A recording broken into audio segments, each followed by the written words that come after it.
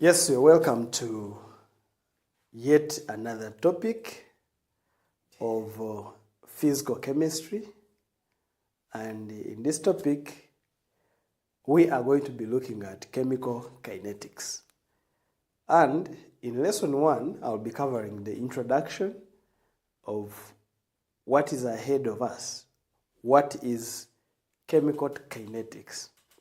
Now, in chemical kinetics, we are going to be studying the rates at which chemical reactions take place and the factors that affect rates of reactions.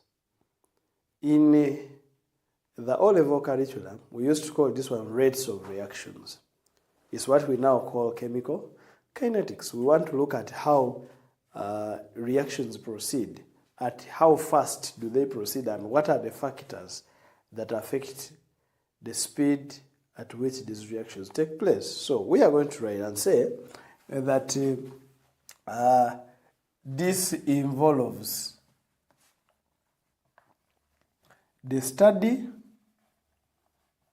of rates of chemical reactions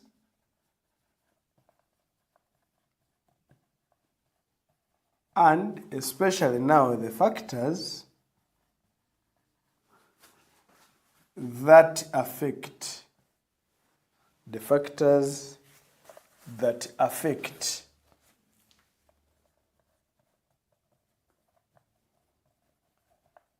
rates of chemical reactions. Now, let's first understand what do we mean by the term rate. Rate is a scientific term that is normally used to describe the speed at which things are being done. It's a measure of how much quantity is being given out, how much quantity is being produced, how much quantity is being consumed per a unit time. Rate could even be how much distance is being covered. So, in other words, the word rate is a measure of the quantity per unit time. So, we shall be saying that rate is a measure of quantity per unit time. We are saying a given quantity per unit time. So the quantity we are talking about would depend. If we were moving, then we would look at the rate at which the distance is being covered per unit time. How much distance has been covered per unit time. If we were eating, then we'll look at how much food is being consumed per unit time. So the rate of food intake. So every time we talk about the rate, it is a measure of a given quantity per unit time. Now, in reactions, what do we measure? In reactions, we measure the amount of products being formed in a given period of time. Or we could measure the amount of reactants being used up per unit time. So meaning that for chemical kinetics, we can have two ways of looking at. Rate could be measured. So in chemical reactions, it is the products formed and reactants used up that are measured. Products formed and reactants that are measured. So we could have rate. Could equal to the change in product, the change in product per unit time. Or it could be that rate is change in reactants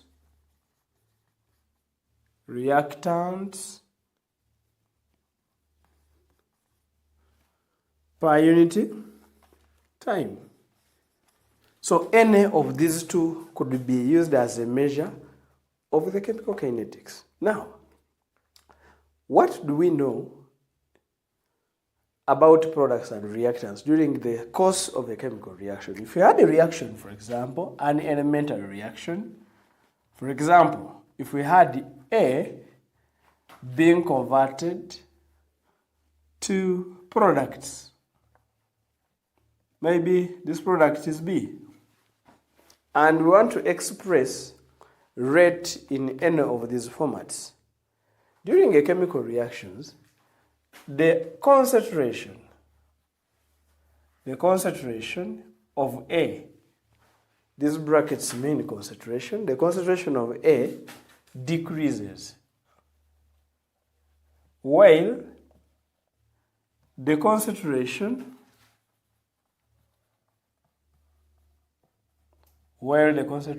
of B, which is the product, increases.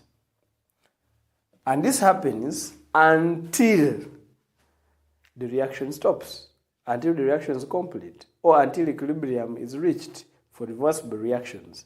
And so, someone would want to express rate in terms of the concentration of A, or rate in terms of the concentration of B.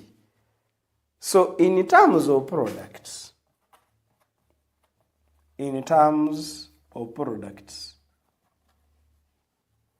this rate is going to be positive because there is an increase in the amount of products produced per unit time. So rate will equal to a change. The letter delta means change. Rate will equal to the change in the concentration of the product, which is B, over the change in time. But in terms of the reactants, rate will be a negative change because the reactants are going to be decreasing. So rate will be a negative delta change in the concentration of A over the change in time. So this is what really happens during a chemical reaction, that the concentration of A keeps on decreasing while the concentration of B keeps on. So if we are measuring rate in terms of products, it is a positive change. Wherever, if we are measuring rate in terms of the reactants, it's a negative change. We can as well illustrate these changes on graphs. So you could be tasked to plot a graph of the concentration of the products per unit time. We can illustrate what happens during the reaction graphically. So if we are to illustrate graphically what happens during a chemical reaction in terms of changes in the products, then I would plot a graph of change. A graph of change in the concentration of the products against time. So you would have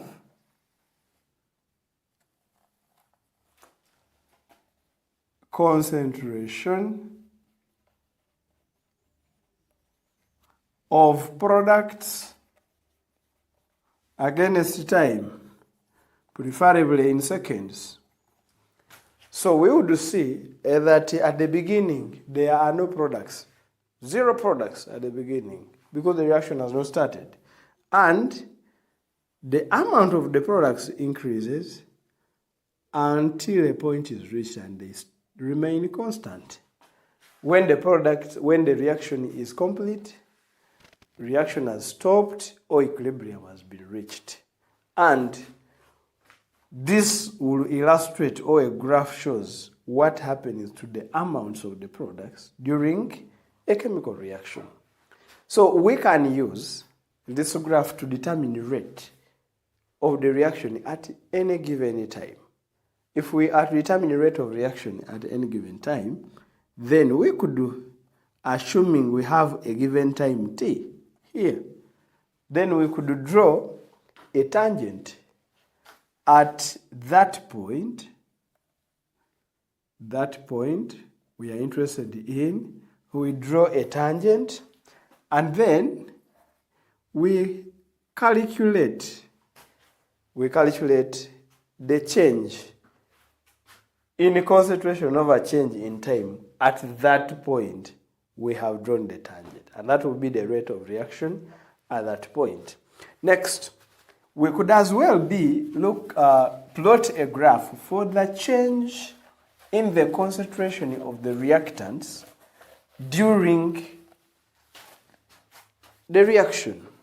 If we are to look at rate in terms of the reactants, then we can look at concentration of reactants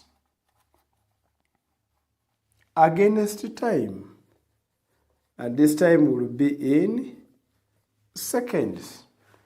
And in this way, the concentration of reactants at the beginning of the reaction is quite high, and then it keeps on decreasing until the decrease in concentration stops. And so we would have a graph of this nature. The concentration of reactants goes on decreasing. And similarly, if we want to get rate of the reaction at a particular time, we could draw a tangent at that particular time. A tangent is just a line.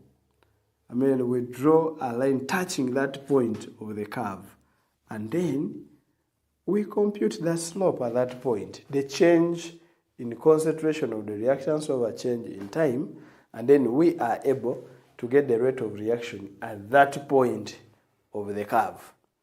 And so this is what we need to know, that during a chemical reaction, the concentration of the products keeps increasing up to a given time when it stops, and then the concentration of reactants keeps decreasing.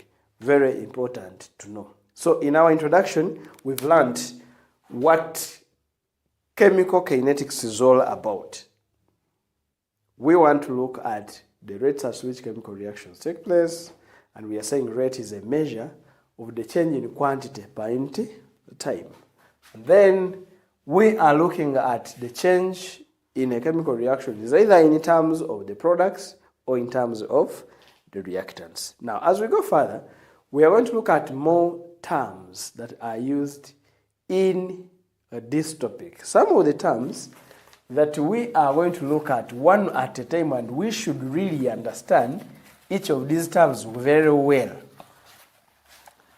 for us to be able to understand the whole topic. The first term that we are going to look at, term A, is what we call the rate law. The rate law. The law governing the rates of reactions during chemical reaction. Now, the rate law states that the rate of a chemical reaction at a constant temperature. If the temperature is constant, temperature affects the rate of reaction by improving the kinetic energy of the molecules. So if the temperature is constant, the rate law states that the rate of a chemical reaction at a constant temperature is directly proportional to the molar concentration of reactants raised to appropriate powers that are experimentally determined and are called the orders of reactions. What are we saying? That the rate of a chemical reaction at a constant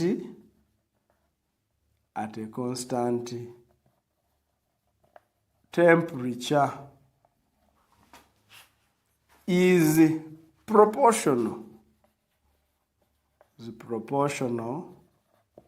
to the molar concentration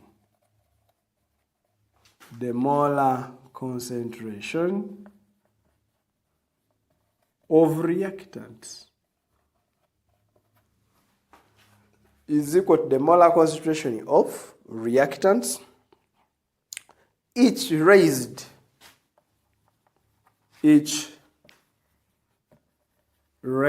to appropriate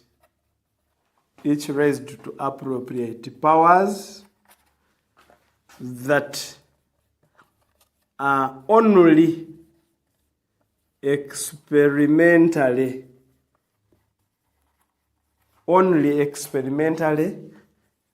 determined.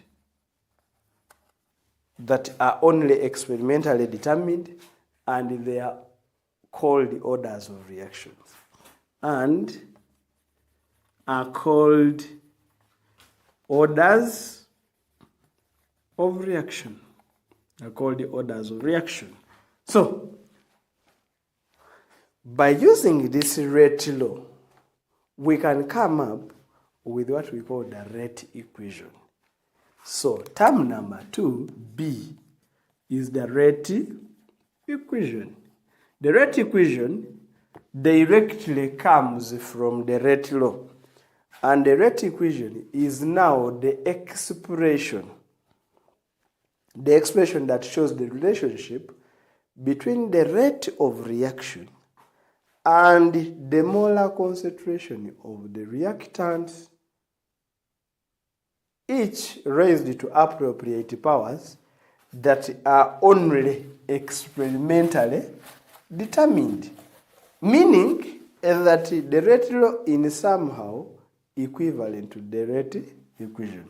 So the rate equation, this is the expression that shows the relationship between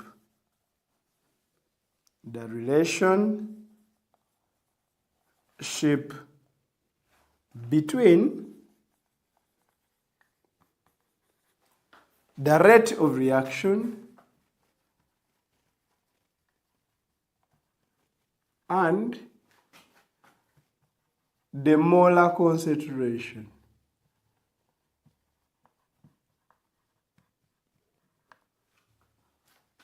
of reaction and the molar concentration of reactants, each raised to appropriate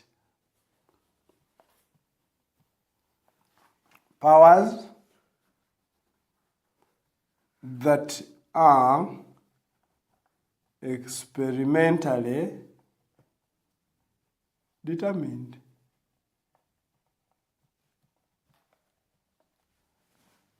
So what are we saying? By using the rate law, I can rate the rate equation. So what does the rate law say? I.e., rate is equal to, rate is directly proportional to the molar concentration of reactants raised to certain powers, maybe power x, that are only experimentally determined. If we remove the proportionality sign, then we introduce a constant and we get what we call the rate equation. So in this topic, in this lesson, we were simply introducing to ourselves what we shall be looking at as far as kinetics is concerned. When we come back in the next lesson, we shall be seeing more of the terms that we are going to use and even understand these two terms far and far much better. Don't miss the next lesson. See you there. Thank you.